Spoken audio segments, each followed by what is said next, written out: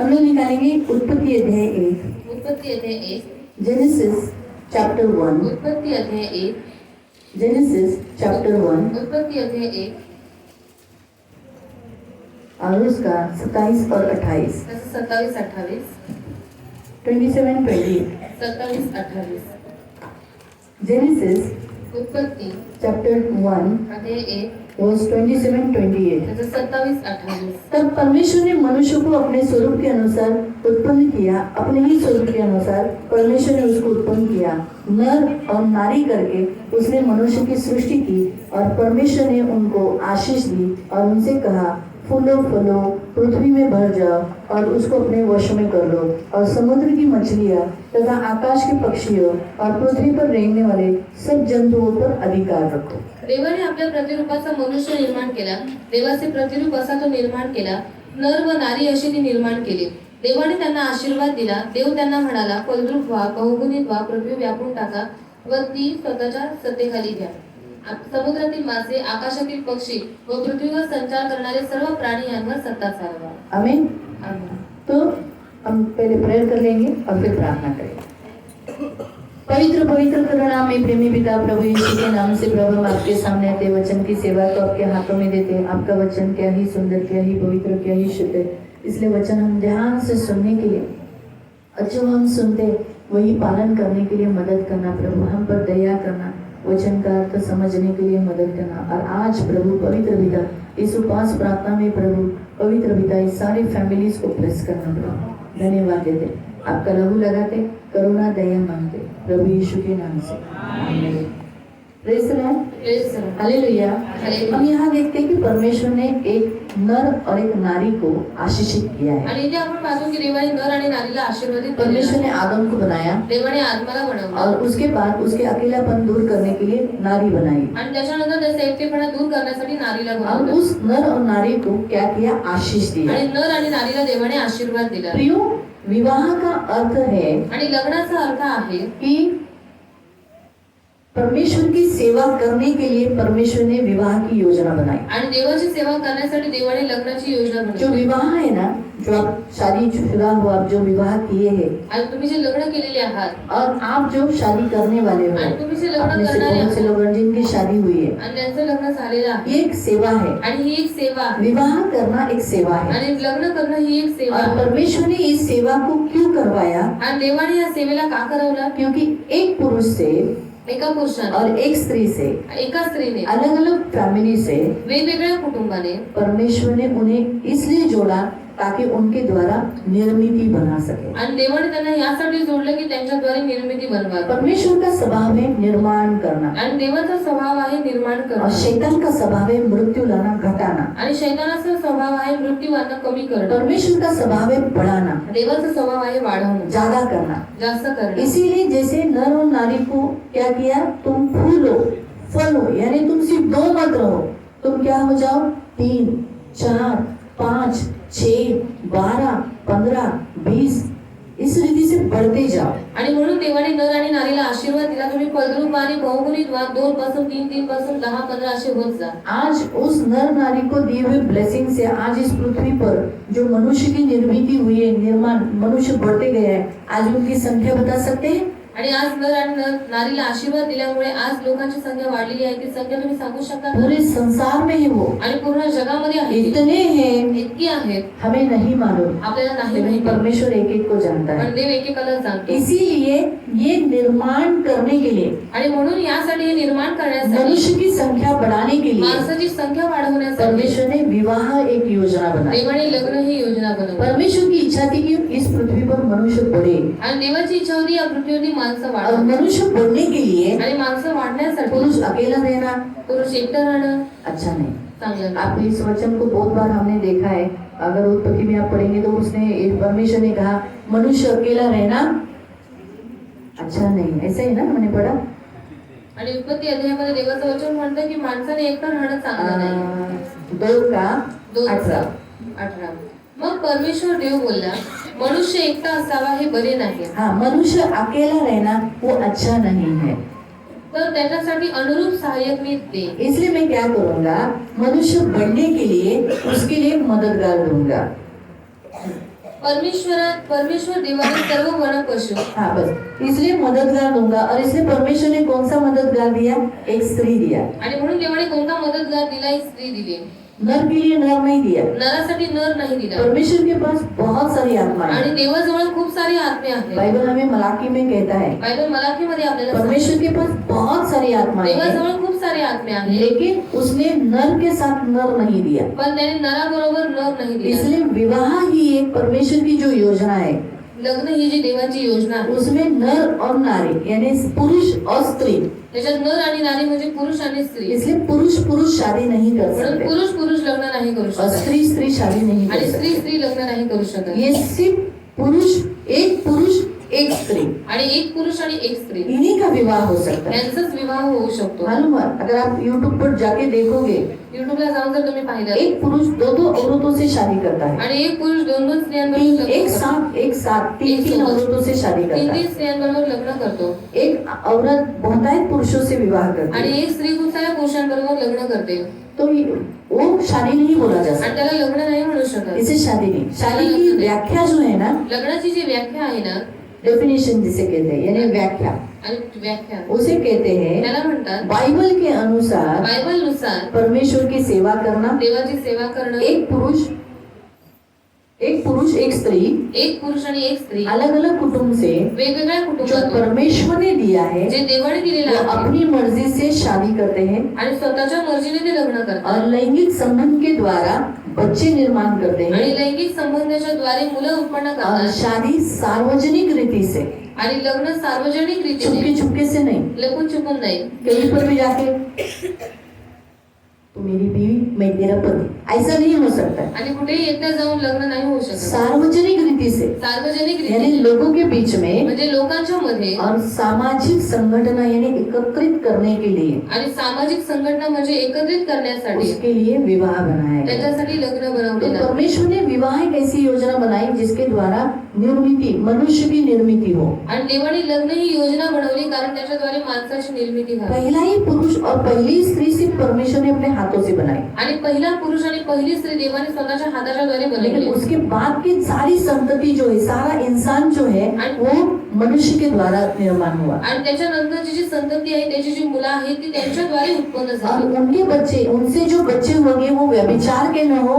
इसी कारण से परमेश्वर ने विवाह की योजना बनाई। आणि त्यांच्याद्वारे जी मुलं जन्माला येणार आहे ती व्यभिचाराची असू नये म्हणून देवाने त्यांचं लग्न लावलं। आज के जमाने में कॉन्ट्रैक्ट बेस पर ऐसे ही रहते हैं, लिव इन रिलेशन में ऐसे ही रहते हैं बिना शादी के, और रॉन्ग रिलेशन है। आणि आताच्या युगामध्ये कॉन्ट्रॅक्ट बेस वरती लग्न करतात, लिव्हिंग रिलेशन मध्ये ती लोक एकत्र राहतात, ते चुकीचं आहे, वो गलत है। ते चुकीचं आहे परमेश्वर इसको शादी नहीं आणि कहता। देव याला लग्न नाही म्हणत। परमेश्वर की नजर में लोगों के बीच में आणि देवाच्या नजरेमध्ये लोकांच्या मध्ये और लोग सब स्व इच्छा से आणि स्व इच्छेने लोगों के सामने एक आदमी और एक स्त्री शादी करती है, उसे शादी परमेश्वर ग्रहण करता आणि है। लोकांच्या समोर एक स्त्री आणि एक पुरुष लग्न करतात, ते लग्न मांडण्यात येतं। लेकिन शैतान जो फैमिली का बड़ा शत्रु है, पण शैतान जो कुटुंबाचा मोठा शत्रू आहे वो अनदेखा शत्रु है। आणि तो न दिसणारा शत्रू आहे, वो लोग आपको दिखाई नहीं देता। तो तुम्हाला दिसून नाही येत। जिस विवाह में परमेश्वर होता है आणि ज्या लग्नामध्ये देव असतो वो भी दिखाई नहीं देता, आणि तोही दिसून येत नाही। लेकिन वो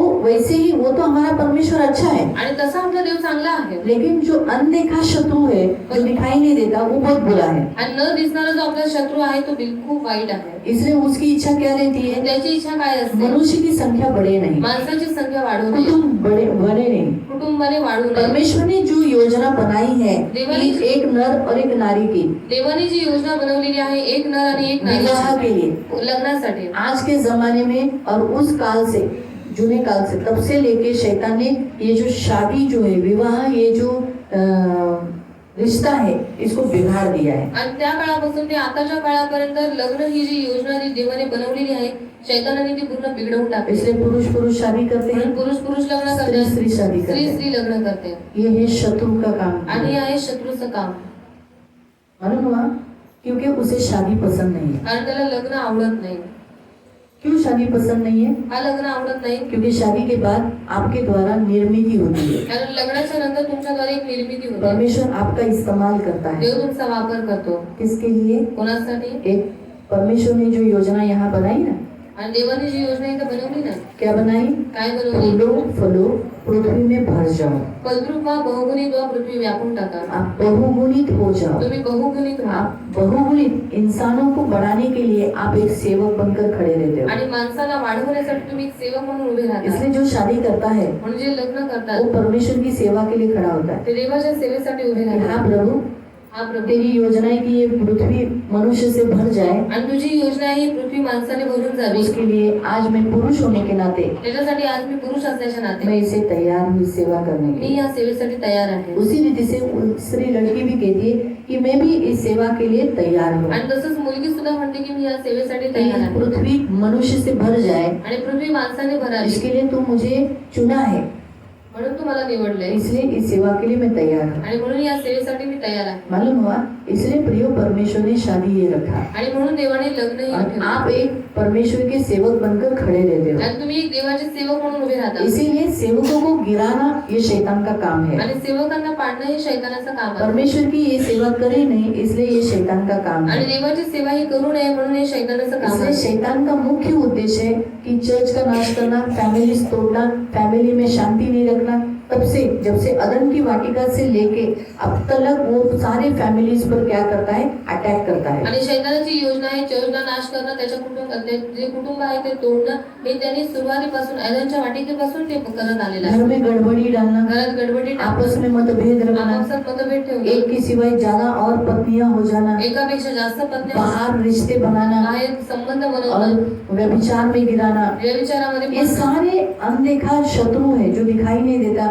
वो शत्रु से ये सारे फैमिलीज में गड़बड़ी आती आणि है. जो न दिसणारा शत्रू आहे त्याच्यामुळे कुटुंबामध्ये गडबडी येते. इसलिए शैतान का मुख्य उद्देश्य है फैमिली को ब्रेकअप करना. आणि म्हणून शैतानाचा मुख्य उद्देश आहे कुटुंबाला या फिर तुम लोग जी रहे हो लेकिन जियो, लेकिन सुख से मत जियो, आणि तुम्ही जगत आहात जगा, पण तुम्ही आनंदाने जगू, खुशी से मत जियो, आनंदाने जगू बस एक नका. दूसरे के ऊपर दोष लगाकर जियो. बस फक्त एकमेकांवरती दोष लावत जगा. तू ऐसी है, तू अशी तू आहे, ऐसा है, तू असा आहे, तू ऐसी है, तू अशी तू ऐसा आहे, तू है. असा आहे. हमेशा ब्लेम करते हुए नेहमी जीना. दोष लावून जगणं या फिर घर में बातचीत ही नहीं, किंवा घरात बोलणंच एक नाही, दूसरे के साथ कोई व्यवहार नहीं. एकमेकांबरोबर काही व्यवहार नाही. मैं कमाता हूँ, मी तू कमवतो, खाते हो, तू खातेस, इस रीति से दोष लगाना अशा रीतीने दोष लावणं. और जो कुछ कर रहे हैं वो उसके बारे में बात करना, आणि जे काही करतात त्याच्याबद्दल बोलणं. ये सारा कौन करता है? आणि हे सगळं कोण करवतं? शैतान. शैतान. ताकि आपका फैमिली में आप जिए नहीं, कारण तुमच्या कौटुंबिक जीवनामध्ये तुम्ही जगू आप नये मिलकर रहकर प्रभु की सेवा करें नहीं. आणि तुम्ही मिळून राहून देवाची सेवा करू नये. परमेश्वर ने कुटुंब इसलिए बनाया ताकि आप कुटुंब मिलकर प्रभु की सेवा करें. आणि देवाने कुटुंब यासाठी बनवलं की तुम्ही कुटुंब मिळून देवाची सेवा आप करा. कुटुंब मिलकर परमेश्वर के सेवक, जैसे एक पुरुष शादी के लिए तैयार होता है मतलब वो सेवा के लिए तैयार हुआ,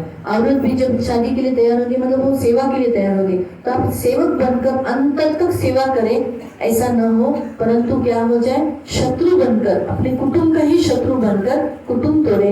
यही योजना शैतान की रहती है. आणि पुरुष आणि स्त्री लग्नासाठी तयार होतात म्हणजे ते देवाच्या सेवेसाठी तयार होतात आणि ते शेवटपर्यंत देवाची सेवा करू नये, पण त्यांनी काय करावं? कुटुंबामध्ये गडबडी आणावी म्हणून ही शैतानाची योजना आहे. इसलिए सबसे पहला पॉइंट जो आपके शत्रु का है आपके फैमिली में, आणि सर्वात पहिला पॉइंट जो शत्रूची योजना आहे तुमच्या कुटुंबामध्ये, परमेश्वर ने जो निर्माण किया है देवाने जे निर्माण केलेलं और आहे आपके द्वारा निर्माण करने वाला है, आणि तुमच्याद्वारे जे निर्माण करणार यानी आहे बच्चे जन्म देना है, म्हणजे मुलांना जन्म उस देणं, पर अटैक करना. त्याच्यावरती हमला करणं. बच्चे न होना, मुलं न होणं, बच्चे हुए तो उनको ध्यान न देना, मुलं झाली तर त्यांच्याकडे लक्ष न या फिर द्यायचं, बोलना बस हम दो हमारा एक, किंवा फक्त बोलणं आम्ही दोन आणि आमचे एक. बस हो गया बाबा बच्चे. आणि बस झाले मुलं. ज्यादा बच्चे पैदा होने न देना. आणि जास्त मुलांना जन्माला न घातलं. जबकि परमेश्वर की योजना के आपके द्वारा बच्चों की संतति जो है वो बढ़ाना.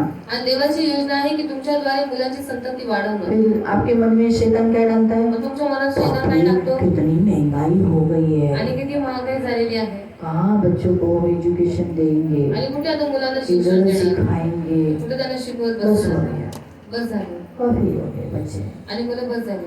नहीं चाहिए. नाही पाहिजे. तुम लोग की 4 बच्चे, शर्म नहीं आती क्या? हंसते हैं. हसते. है? जिनके बच्चे ज्यादा हो जाते हैं उनका मजाक उड़ाया जाता है, ज्यांना जास्त मुलं होतात त्यांची मस्करी उडवतात. जबकि बाइबल में शादी आपकी इसीलिए लगाई ताकि आप परमेश्वर की संतति को बढ़ाए. आणि बायबलमध्ये लग्न तुमचं यासाठी लावलेलं आहे की देवाची संतती म्हणजे मुलांची संख्या तुम्ही वाढवावी. हाँ, यही तो मुख्य उद्देश्य शादी का. आणि हेच तर मुख्य उद्देश आहे लग्नाचा. और आप व्यभिचार से बचे रहे. आणि तुम्ही व्यभिचारापासून वो तो वाचून भी राहा. पूरा अलग विषय हो जाएगा. अभी हमारा आज का मुख्य विषय हम देख रहे हैं आणि आता विवाह के विषय बारे में. पाहत आहोत लग्नाबद्दल. तो इस रीति से प्रियो, इस रीति से परमेश्वर का जो काम है आपके द्वारा निर्माण करना, आणि देवाचं जे काम आहे तुमच्याद्वारे निर्माण करणं, उसे रोकना, उसे थामना, उसे रोक कर नहीं, बंद कर, बस हो गया. त्याला थांबून ठेवणं, त्याला पुढे वाढून न देणं. एक तो ऑपरेशन कर देना, ऑपरेशन करणं हाँ, बस हो गया, बच्चे बंद, आणि बस झाली मुलं बंद. नहीं चाहिए. नाही पाहिजे. या फिर गोली खाना, त्याचा गोळ्या खाणं गोली खा के बच्चों को नहीं करना, आणि गोळी मार डालना, मुलांना मारून टाकणं. ये शैतान का काम है. आणि शैतानाचं काम आहे. मालूम है? तो सबसे पहला काम शैतान का यही है आणि सर्वात पहिले काम शैतानाचं हेच कि आहे. आपके द्वारा निर्मिति बंद करवाना. आणि तुमच्याद्वारे निर्मिती बंद ये करवणं. सबसे बड़ा गड़बड़ी वो करवाता है. आणि सर्वात मोठी गडबडी तो करवतो. जो परमेश्वर इस सृष्टि को बनाया, कौवे के बच्चों को खाना खिलाता है, वो तुम्हारे बच्चों को नहीं खिलाएगा. आणि ज्या देवाने ही सृष्टी बनवली तर कावळ्यांच्या पिल्लांना तो खायला घालतो, तो तुमच्या मुलांना खायला नाही घालणार का? कौवे के बच्चे कितने खूबसूरत है, कावळ्याची पिल्लं किती सुंदर आहेत. बहुत खूबसूरत है. खूप सुंदर आहेत ना? सच बताओ, खूबसूरत है? सुंदर आहेत का? बिल्कुल नहीं. बिलकुल नाही. अच्छे नहीं दिखते ना. चांगली नाही दिसत. कौवा अच्छा दिखता है क्या? कावळा चांगला दिसतो का? तो फिर उसके बच्चे अच्छे दिखेंगे क्या? त्याची मुलं चांगली दिसतील का? आप देखो, वो बच्चे अच्छे नहीं दिखते. आणि बघा ती मुलं चांगली नाही कौवा दिसत. फिर भी बोल सकते हैं अच्छा है, लेकिन जब वो बच्चे रहते हैं ना, ऐसे लगते हैं, बिल्कुल अच्छे नहीं दिखते. कावळा तरी थोडंफार चांगलं दिसतो पण त्याची मुलं चांगली नाही दिसत. है ना, उनका मुंह खोल के फिर जाने के बाद खाते. उससे तो हमारे बच्चे बहुत खूबसूरत है. आणि त्याच्यापेक्षा आपली मुलं तर खूप सुंदर आहेत. तो परमेश्वर कौवे के बच्चों को खिला सकता है, आपके बच्चों को नहीं खिला सकता. म्हणजे कावळ्याच्या पिल्लांना खायला घालू शकतो, तुम्हाला तुमच्या मुलांना खायला नाही घालू शकत का? खिला सकता है ना. खायला का देऊ शकतो ना? कोई एजुकेशन नहीं दे सकता आपके बच्चों को? तो तुमच्या मुलांना शिक्षण नाही देऊ शकत का? दे सकता है ना. देऊ शकतो ना. बस हमने इतनी हाय नहीं, मेरे बच्चे बड़ी स्कूल में जाएंगे, तो बड़ी स्कूल बोला तो फिर बड़ी फी रहेगी. आणि मोठ्या शाळेत गेलं तर मोठी फी असेल. काय को इतनी बड़ी फी भरने का, उधर भी वही एजुकेशन है. हमारे गवर्नमेंट स्कूल में, म्युनिसिपलिटी स्कूल में भी वही एजुकेशन है. आणि तिकडे पण तेच शिक्षण आहे आणि सरकारी शाळेमध्ये पण तेच शिक्षण हाँ, आहे. हम भी गवर्नमेंट स्कूल में पढ़े हैं. आणि आम्ही सरकारी शाळेत शिकलोय. अच्छा, हम लोग को अच्छा मराठी आता है, आम्हाला चांगली मराठी येते, हिंदी आता है. चांगली हिंदी येते, इंग्लिश भी आता है. इंग्लिश पण येते. जो इंग्लिश मीडियम में पढ़ते हैं, जे इंग्लिश मीडियम मध्ये शिकतात देखो उनको धड़ मराठी भी नहीं आती, त्यांना धड मराठी पण येत नाही, हिंदी भी नहीं आती, हिंदी पण येत नाही इंग्लिश भी नहीं आती. तीनों भाषा का वाट लगा देते आणि हैं. तिन्ही भाषांची वाट लावतात. आप नोट करो इंग्लिश मीडियम के बच्चों को. आणि तुम्ही नोट करा इंग्लिश मीडियमच्या मुलांना.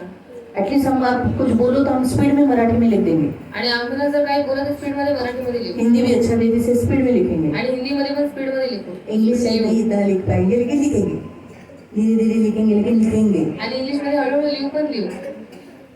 है ना. तो वो ज्यादा अच्छा है ना. आणि ते जास्त चांगले इसलिए आहे. पहला जो पॉइंट परमेश्वर आपको बताता है कि शैतान का मुख्य उद्देश्य है कि आपके जीवन में जो आपके द्वारा निर्मित हो रहा है आपके बच्चों का, उसे स्टॉप करना. आणि शैतानाचा मुख्य उद्देश हा आहे की तुमच्याद्वारे जी तुमच्या मुलांची निर्मिती होत आहे त्याला बंद करणं. दूसरा, गवाही, जो शादी की जो आपकी जो शादी हुई, आप में परमेश्वर गवाह है आणि दुसरं तुमचं जे लग्न झालेलं आहे त्याच्यामध्ये देव साक्षीदार कि आहे. आप मरते दम तक आपके लाइफ पार्टनर्स के साथ अच्छे रहोगे, उनके साथ फेथफुल रहोगे, उन्हें धोखा नहीं दोगे और उनकी सारी जरूरतों को पूरा करोगे, उन्हें रुलाओगे नहीं. ये आपने शपथ खाई रहती है, करार किया रहता है, गवाह बना रहता है परमेश्वर आपकी शादी में. वो उसका नाश करना, यानी आप ऐसा जीवन जीना जिससे आपकी फैमिली में रोना है, आपका लाइफ पार्टनर दुखी है, निराश है, वो आपसे कह रहा है ओ जी आप दारू मत पीजिए, तेरे को क्या समझता है, ओ जी तंबाकू मत खाइए, तेरे को क्या समझता है, ओ जी जरा जल्दी आइए, लेट आएंगे उस दिन, है ना. ओ त्यांच्याकडे चाललाय, पिऊ नका, तुला काय ग, त्यांना मान मिळून द्यावं लागतं. माणसांमध्ये बसल्यावर रोज प्यावं लागतं. घरात आलेल्या पाहुण्यांना दारू पाजावी लागते. तुमच्या घरात दारू चालत नाही, तुम्ही पाजायलाच नाही पाहिजे. और आपके घर में दारू चलता है तो आप उनको पिलाना भी नहीं चाहिए. तर हे तुमच्या इसका मतलब कुटुंब की जो एक रूल्स है परमेश्वर ने जो बनाए वो तोड़ना। आणि कुटुंबाचे जे नियम देवाने बनवलेले आहेत त्यांना तोडणं, एक पत्नी और एक पति, आणि एक नवरा, ये जो परमेश्वर ने जो बनाया है उसे तोड़ना। आणि हे जे देवाने नियम बनवलेले आहे त्याला तोडणं। इसीलिए होता है आज के इस जमाने में औरतें खुद से आती है, जैसे वो पोतीफर की बीवी यूसुफ के पास खुद से आके बोली मेरे साथ सो, वैसे अभी के काल में औरतें पड़ी है आदमी को खुद से लाइन मारने की। आणि आजच्या युगामध्ये असं झालेलं आहे की स्त्रिया स्वतःहून पुरुषांना लाईन मारतात, जशी पोतीफरची पत्नी युसुफाकडे स्वतःहून केली तशी। कितने सालों पहले आणि किती वर्षांपूर्वी यूसुफ के काल में योसेफाच्या काळामध्ये पोतीफर की बीवी बोलती है खुलेआम तू मेरे साथ सो। आणि पोतीफराची बायको मोकळेपणाने म्हणते की ये आणि माझ्याबरोबर झोप। अभी हम अंतिम काल में हैं, आता आपण अंतिम तो अभी काळात आहोत। औरतें कैसी होगी? आणि आता स्त्रिया कशा असतील, खुद से पहल करेंगे, आणि स्वतःहून पहिला जातील।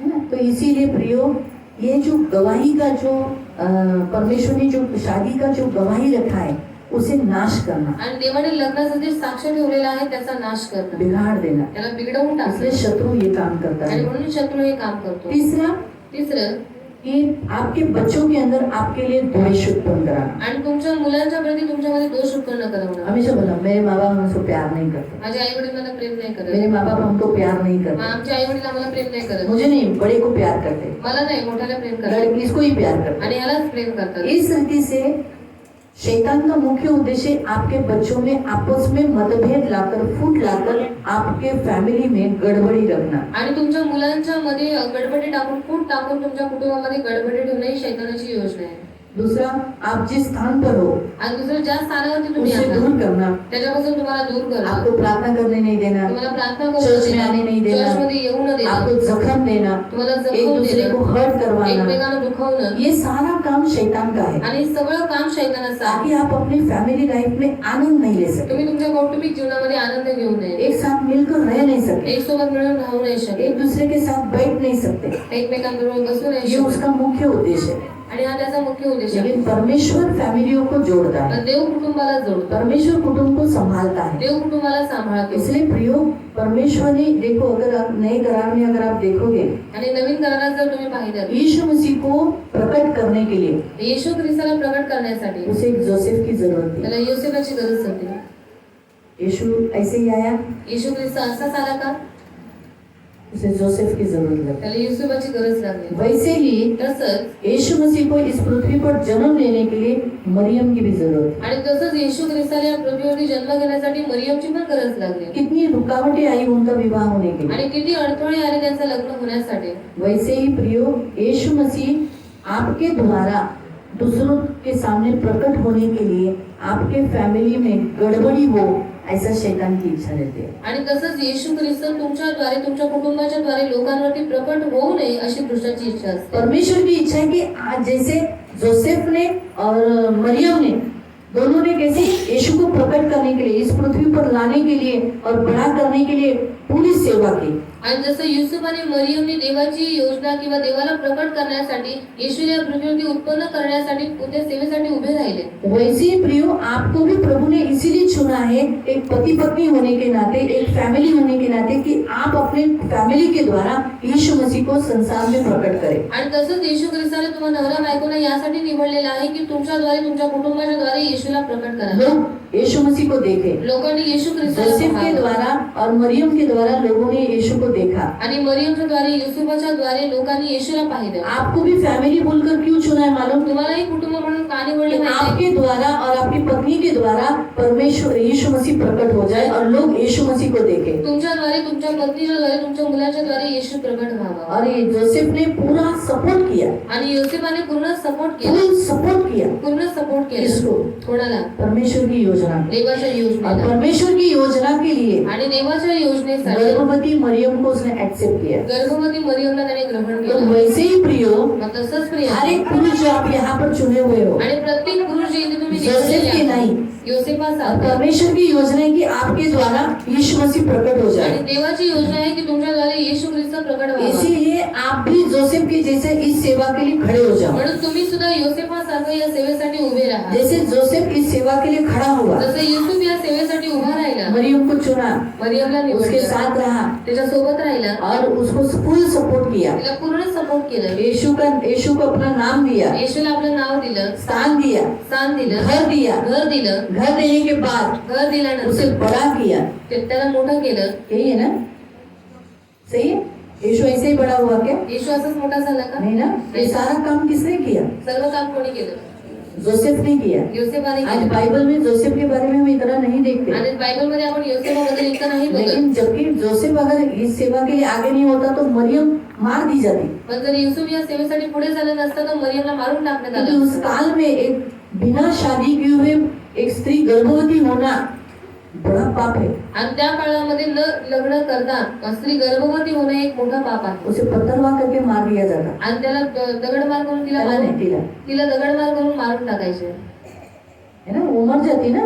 ती मरून गेली. लेकिन जोसेफ इस सेवा के लिए, परमेश्वर की इस योजना के लिए अपना आगे रहा, पण युसूफ या सेवेसाठी देवाच्या योजनेसाठी पुढे राहिला. उसे अपनाया, तिला आपणवलं, अपने घर लाया, स्वतःच्या घरी आणलं, यीशु का जन्म करवाया। येशूचा जन्म करवला. यीशु का जन्म कराने के बाद उसे नाम दिया, येशूचा जन्म करून तिला नाव अपना दिलं घर दिया, आणि स्वतःचं घर दिलं, उसको बड़ा किया, त्याला मोठं केलं, उसका लालन पोषण किया। त्याचं लालन पोषण केलं. ये सारा काम जोसेफ ने किया। सगळं काम योसेफाने केलं. उसी रीति से आज अब सारे पुरुषों को, जो घर का प्रमुख है, आप सबको भी परमेश्वर यही कहता है कि यीशु की सेवा के लिए आप आगे हो जाओ। आणि तसंच सर्व पुरुषांना, जे तुम्ही घराचे प्रमुख आहात, तुम्हाला देवाने यासाठी निवडले की तुम्ही देवाच्या सेवेसाठी पुढे असावं. क्योंकि स्त्री जितना भी भक्ति करेगी, लेकिन आप जब तक बढ़ोगे नहीं, आप इस सेवा के लिए आगे नहीं रहोगे ना, तो यीशु आपके द्वारा दिखाई नहीं देगा। आणि स्त्री किती भक्ती करेल, पण जर तुम्ही येशूसाठी पुढे वाढला नाहीत ना, तर येशू तुमच्याद्वारे प्रकट नाही होणार. हाँ, लोग स्त्री को क्या बोलेंगे?